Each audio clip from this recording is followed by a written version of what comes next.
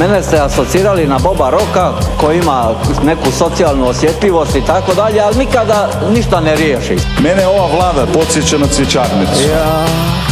Na telki svršio je Rambo, umjesto njeg gledam Sabor, bajkama mi počne tjedan dostojnima broja jedan. Počeli citirat Grunfa, Hrvat više nema jumfa, jer ga svaki dan od srca politička elita krešte svi baš ko papagaj. Bože dragi daj pomagaj, plaši me saborska slika 151 klodovik. Puno ih je, al su mali, a od sveg najgore svi su ista sorta. Zadnje što su pročitali nije knjiga nego trobroj Alan Forda. Puno ih je, al su mali, a od sveg najgore svi su ista sorta. Zadnje što su pročitali nije knjiga nego trobroj Alan Forda. Ti